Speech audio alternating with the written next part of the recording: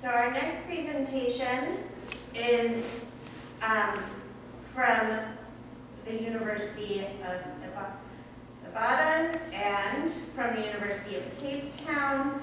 And I have the video of the presentation here. And Olawatoyan, Ajalor, and Namani Magao are the presenters.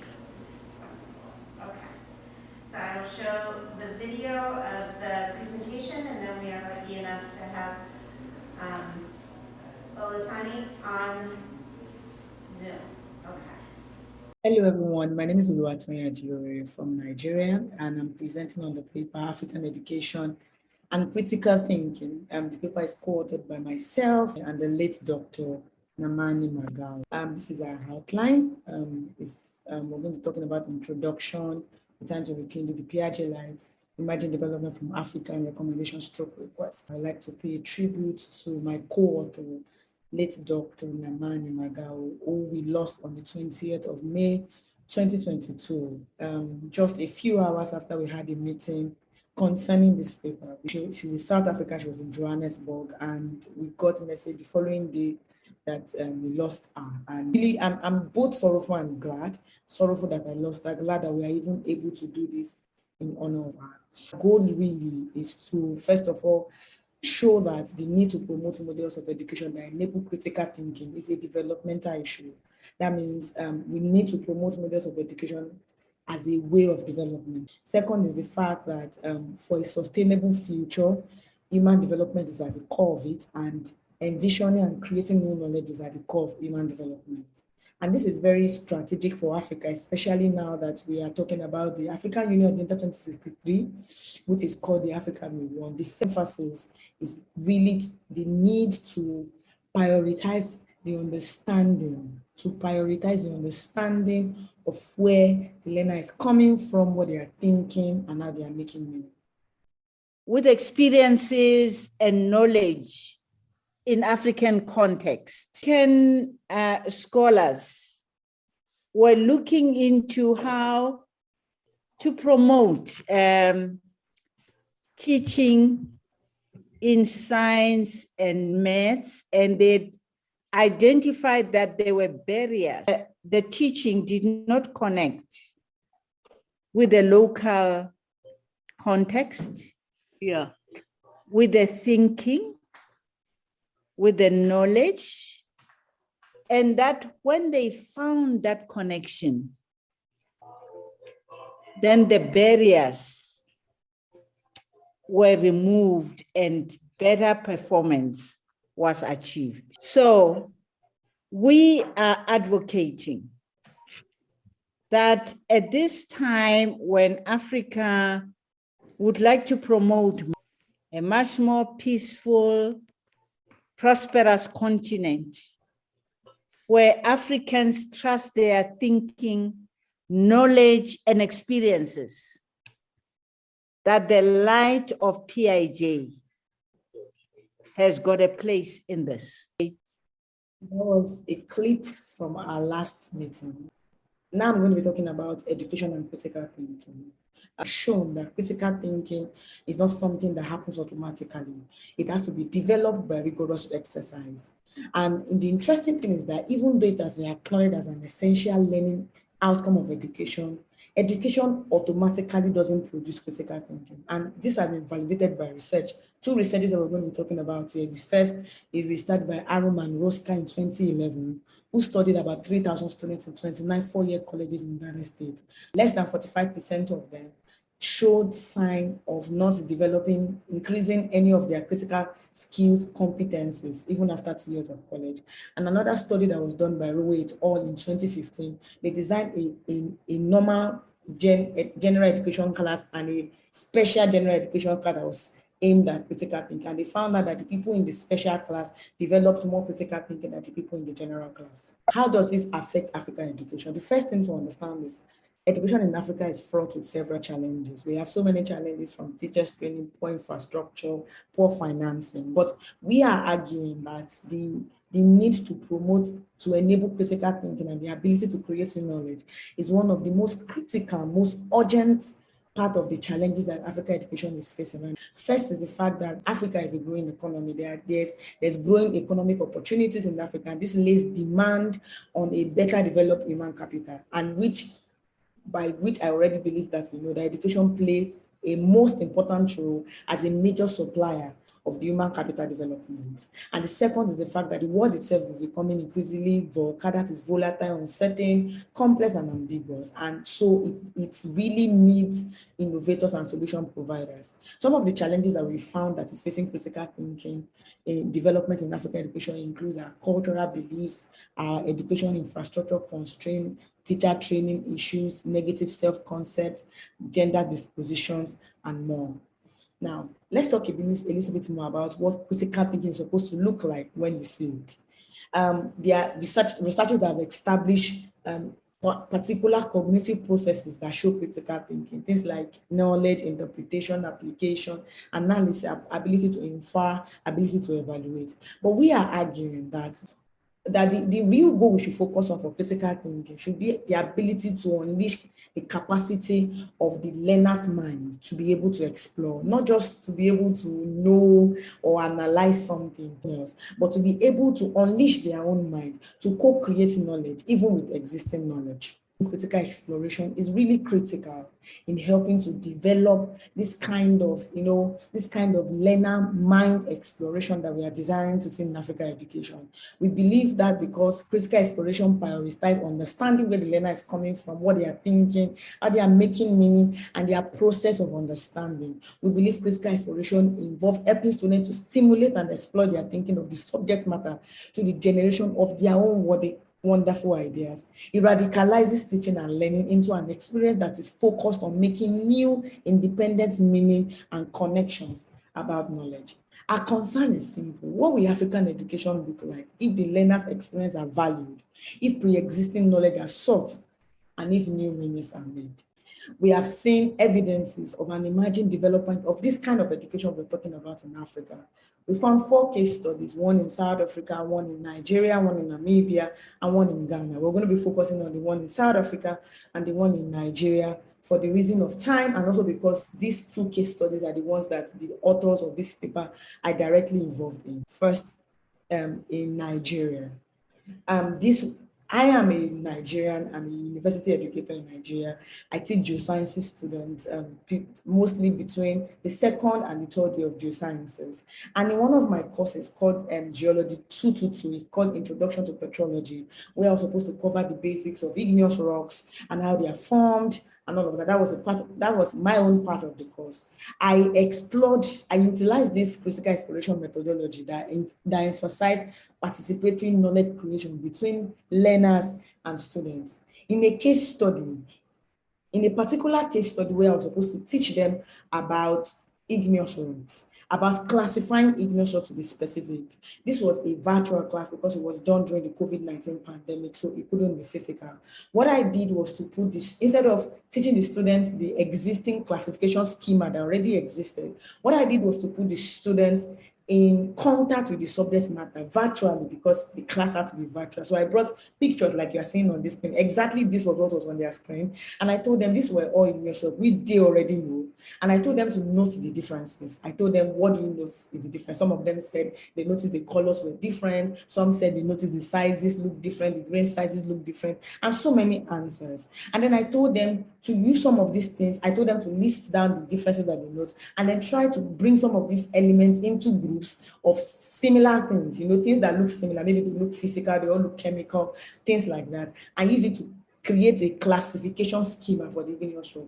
The interesting thing that I found at the end of the class that day was that they were able to come up with a classification schema that was very similar to what I would have thought. That I sustained this methodology of critical thinking, of this question and answer, encouraging their thinking throughout the course, helping them to really dig down into what they know. And at the end of the course, I took a survey among the 58 students that I taught in that course. 87.9% of them reported that the methodology greatly incited their further interest in the field. It made them become reflective of their existing knowledge. 86.2% reported that the methodology really helped them to comprehend the course. 56.9% of them said that it helped them deal much better with confusion because they know they had to think through these things themselves. They had to wade through confusion to get some of the answers they came up with. When they were asked about what they enjoyed the most about the classes, in their own words, 66% of them made direct or indirect reference to the fact that they had to construct their own knowledge through critical question and answer. One of the students wrote something, and I quote, he said, "I discovered that I already knew about some of the aspects of the course from everyday experience." This is a technical example of how we can try out this kind of education that encourage students to think, to make sense of what they are thinking about, to make sense of pre-existing understanding, and to make meaning by themselves. For her thesis, she taught a seminar home in South Africa to a group of teachers. The title was "Looking at Learning to Understand Teaching, a South African Case Study." But she writes, the seminar took place just before the end of apartheid, and the teachers' responses speak to the potential of this work in situations where inquiry has been restrained. I find it still enormously relevant within the context of the continuous challenges of change that we face in South Africa. It traces the experience of one of the teachers. At the very first session, this teacher had some new thoughts. She wrote, "It showed me that people operate at different levels and have different rights of departure." Namani says it was a comment on her unexpected insights she gained during her investigations, a new awareness that what she believes she knows with certainty could be perceived differently by others. In her closing interview, of course, it's the teacher as saying, "We live in South Africa with the apartheid system. I'd never thought of education as something that's not only around you, but as something that is within you. At the end of the day now, we will be having children who know the power that is within them, the power of knowing that they can change themselves and in the process, change their world. When you think that power is outside you, then there is a very strong chance that you will think that there are many odds against you. But when you think the power is within you, then it's another issue." This was Namani's student. This is what Namani taught. In conclusion, we understand that although the African context of education poses peculiar challenges, nurturing learners' exploration is not an impossible goal.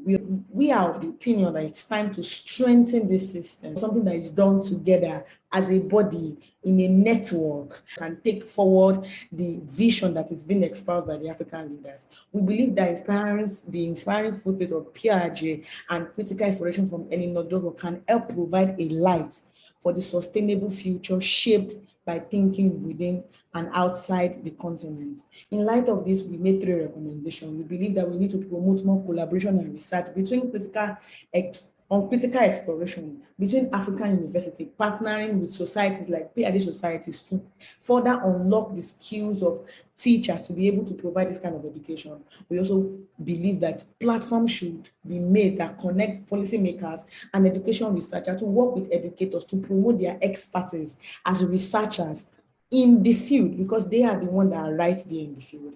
The third thing is that we also believe that this platform should connect the policies and the researches that are being done directly with the teachers in the classroom. We are hoping to create an African-wide network of critical explorers. This is the reason why we are requesting for the support of the John PhD Society to support us in training and bringing together this network. And also we are requesting the support of individual researchers who might be interested in working with us over this long. For questions, do you want to come up and you can help field questions and maybe generate a discussion as well? No, Matemba has a statement to begin you with. have a statement too, okay. And I think it should keep you up. Oh, okay, thank you. Good morning, everyone. I'm not listening. Namani was my colleague.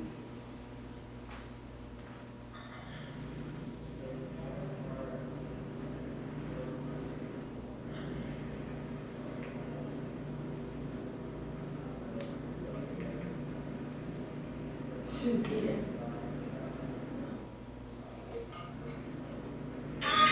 So we've just heard the research observation and vision from the work of Dr. Namani, Mafaro, and Ms. Oluwatimi.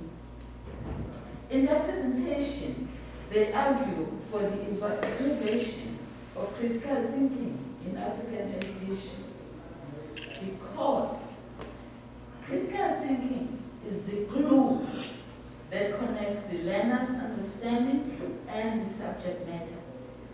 Learners who own their understanding of the content are empowered and capable of transforming themselves and the world around them.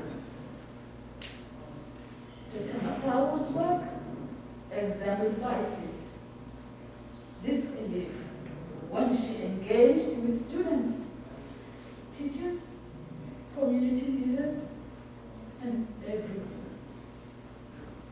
In honoring Dr. Namane and her work with Oluwatan, we now open the floor to the questions you may have.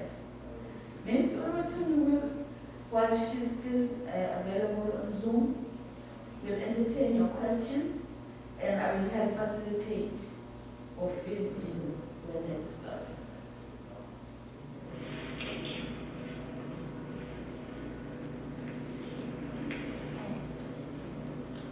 So, questions, comments, ideas?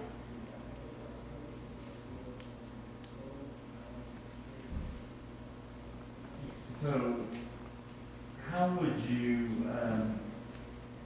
from all your studies, how would you add to our understanding of what critical thinking is? Because it's kind of like this used coin that we pass around quite a bit. And I don't think we ever really know what we mean by that. So if you were to expand that and use other words to describe it, how would you set apart maybe your particular research, what insights you gained into what critical thinking is, and explain that afresh to us? Thank you. I will first yield to my colleague here, Oluwatan, and then after she kind of has said something, then I will get my yield. Maybe I make an addition that you, in responding, that you clarify critical exploration in the classroom, which the audience here may not be aware of. Okay. As part of, each of you as part of your response. Okay. Critical exploration is a concept here, as used here, if you agree with me, is a method of approaching instruction with the students.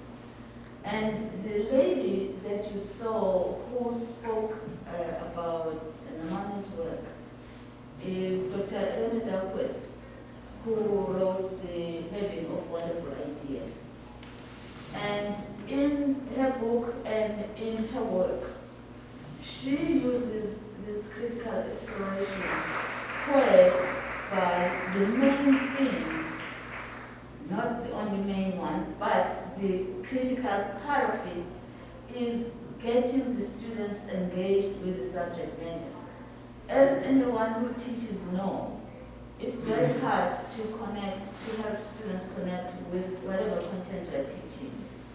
And so finding a way to connect the content with the students, because students are coming from a variety of directions and their own ways of thinking about the subject matter.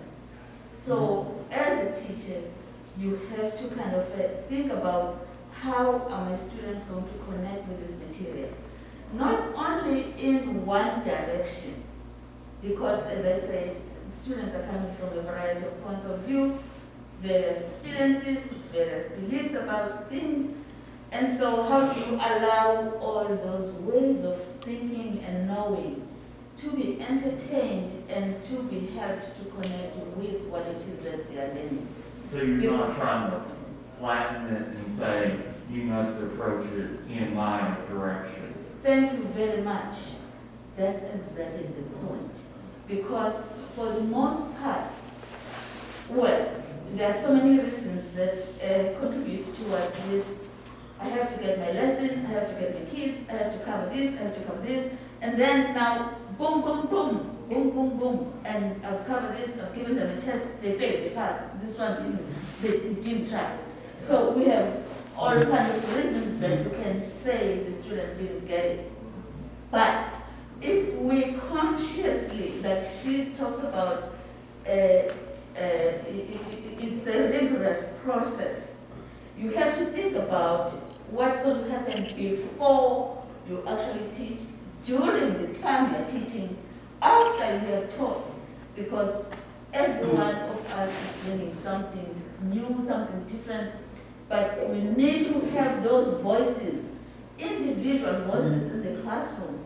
They have to be monitored, they have to be listened to. And this kind of critical exploration involves all those things, whereby when, as a teacher, you are listening to the student, you are not listening to the student in order to tell the student exactly what next to do, but you are listening to see what is it that the student knows, what is it that the student is trying to figure out, and then how can you pull the student up to help her or him better understand the content, so that after the lesson, he owns it. He says, I understand this. And then from there, it's a jump off point for different other ways of thinking and developing their understanding of whatever it is that they're doing. So critical thinking is not a word to be thrown around just casually, because in my view, it's the heart of what we do as teachers. I'm a high school teacher right now, but you see it every time, and you just have to try. It's not easy, it's hard, it takes a lot of time, and so you have to be strategic, you have to be thoughtful, you have to think about the whole learner, you have to think about all these other things that will help a person as a human being first, not as a machine or as a thing that needs to finish the test and then, okay, we passed by with a diploma. But we, as you can see, Eleanor is still there. We were with her in 1988, but she's still there. So the teaching and the thinking and the critical exploration didn't end in that class, but it's a continuous thing. It's like when she said, this is human development. So if we're talking human development, we have to have this kind of thinking as part of that grinding, nurturing, developing, and all encompassing. I think Oliver Toyin wanted to say something. Yes. Do you want to say something? Thank you so much. I actually feel like you said all of the things I was going to say. And honestly, I was super glad to hear all of the answers that my colleague Amateba has given. Thank you for that question. And honestly, it's part of the heart of the research itself. There are a lot of research on critical thinking already. People talking about the cognitive processes that leads to critical thinking. You know, there's all of this research that talks about then you go from knowledge to comprehension to interpretation, all of those things. But what we are arguing is that critical thinking should not just be boxed into that established principles where the person knows it now, the person comprehends it now, all of those things. Our own concern is that critical thinking should be thought about from a critical exploration perspective. The real goal should be getting the learners to open their minds up to a subject matter or whatever you're trying to teach them in such a way that they can own it and they can explore it further beyond what you are even saying. They can develop that personal interest in it, because there's that sense of them coming to own the knowledge, not just having the knowledge thrown at them. Like the example I was giving in the presentation of what I did in my class, which was even with very little skill and even very little tools. The idea was I didn't just want to come to class and tell them, so person has said that you can classify ignorance into so thing. The people that came up with all of this classification thought about it too. It was because they went through a thinking process. It was because they owned the knowledge. It was because they were able to, look beyond what they were being told to actually interact with this subject matter themselves. That they came up with some of this classification. So if they can't do that, my students can do that too. My learners can do that too. And that was why I didn't start out with the schemas. I started out with throwing them in interaction with the subject itself and see what they were able to come up with. And like I was saying in the video, they actually came up with a schema that was really similar to the ones that have been taught for years again and again. So this time around, if they eventually come across the classification of ignorance in a textbook 2 weeks time, it should no longer feel like something that someone is telling them, but something that they know themselves because they came up with it themselves. That's the point of what we're trying to say. We're trying to say we should not box critical thinking into this set of established steps that is still controlled by somebody else's knowledge. Do you understand? We are trying to say that critical thinking should be about allowing learners to have their mind in exploration, allowing them to explore, putting them, trusting their thinking enough to put them in direct contact with the subject matter. I hope that helps. Thank you. So this was a really powerful presentation, and thank you so much for this powerful case for why we need to be better developing critical thinking. And you mentioned the idea of encouraging more collaboration with members of JPS individually, as well as with the society itself. And I'm wondering if you could expand a little more on what you might be looking for from the society, because I know this is a smaller conference, but some other conferences I know have committees like cultural diversity committees, or they have regional meetings out not in these global north economies, but also in other parts of the world. They have travel support or discounted registrations for people from lower income countries. So I'm wondering, are you wanting to see some of these things? Are there other things you'd like to see from the society? What would be the best way for the society to support the goals that you have in Africa?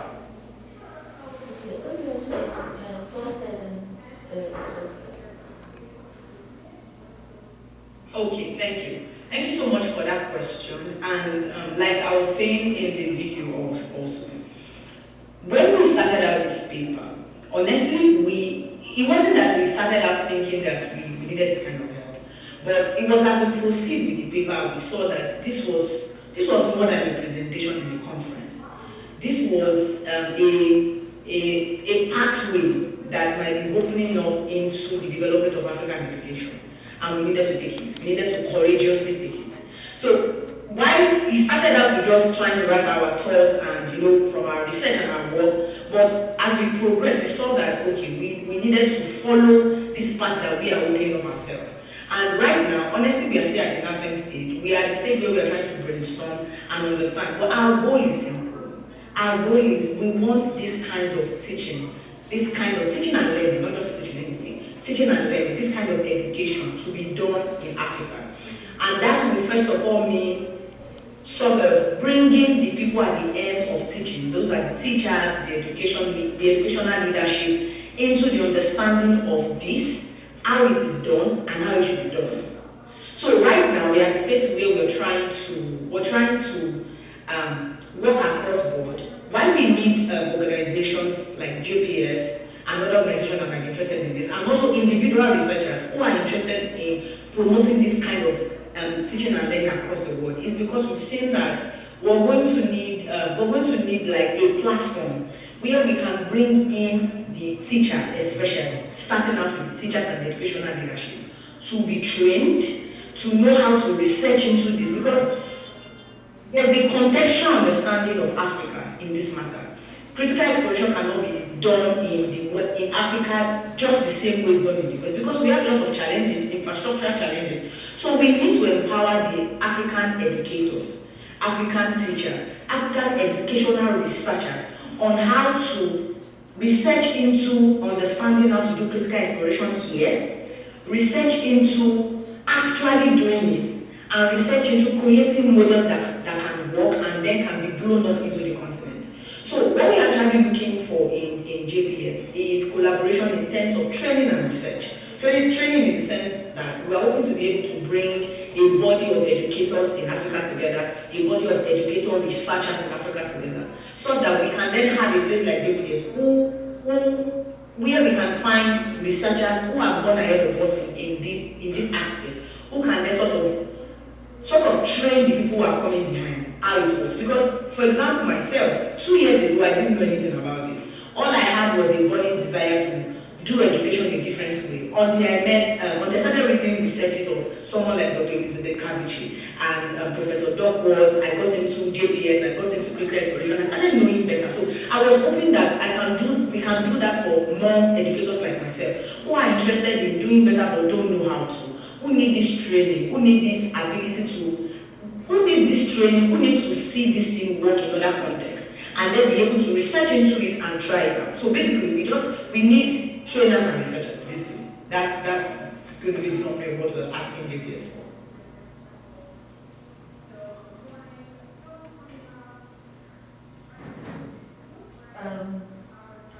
Yeah, I think it was well said. Right now, I'm working here. I'm based in the United States, and with the technology, it's making it easier to even just have these arrangements. I was not part of what they were doing, but when I had to come in, so we were kind of communicating, and I'm familiar with the work, and so it's something that's doable. Maybe Shirley wants to say something? Oh, Shirley, would you like to say something?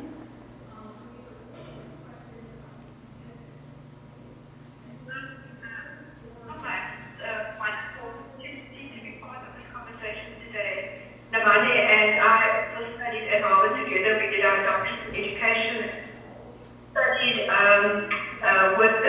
under the leadership of Professor Eleanor Duckworth, and we have been very passionate about how we can bring this new pedagogy, this new way of teaching and learning into the African context. And Namani and I have been talking about this for many years, and it's really, really so exciting to be in an environment today where we can share this with you, that we can look to you for your leadership, for your support, for your insight and wisdom, and for the research and the potential collaboration around teacher education in order to bring this pedagogy, this ability to think about thinking, and to truly unlock human development in order to maximally work in one's environment, and we said in the paper, and to truly use the resources within it. I think this is a powerful moment in the African environment where we have an African Union talking about the Africa we want in 2063, and it's with deep gratitude that we are here this afternoon, and I think it's a wonderful way to honor Dr. Namani Mahau and the work that she has started. And literally a day before she passed away, she gave me a call and she sent me a paper and she said, we've got to start working on this. And so today I'm truly honored to be here with all of our friends and everybody at JPS to share this with you. And I think that this is, something that we talk about, post this discussion, because today I think really what we wanted to just share with you is, the idea that Mali and others have put together in this paper, and hopefully the opportunity it's exciting in terms of the way it's articulated, and it's a huge way to make a difference to our educators and to our learners on the continent. So a huge thank you to Elizabeth Leviche as well, and to Anwar Twain and Namani, and for bringing us together in this very special day to honor Namani and the work she has started, and we will continue to put the light, to rekindle the Piaget light as we move forward. Thank you so much.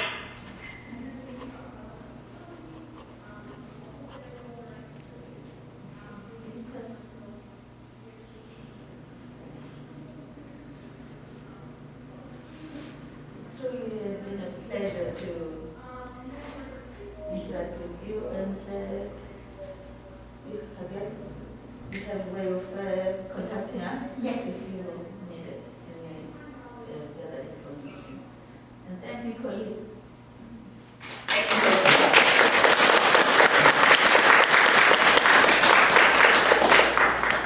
All right, so are there any questions or comments that anybody wants to look at across the two papers that we had in this session?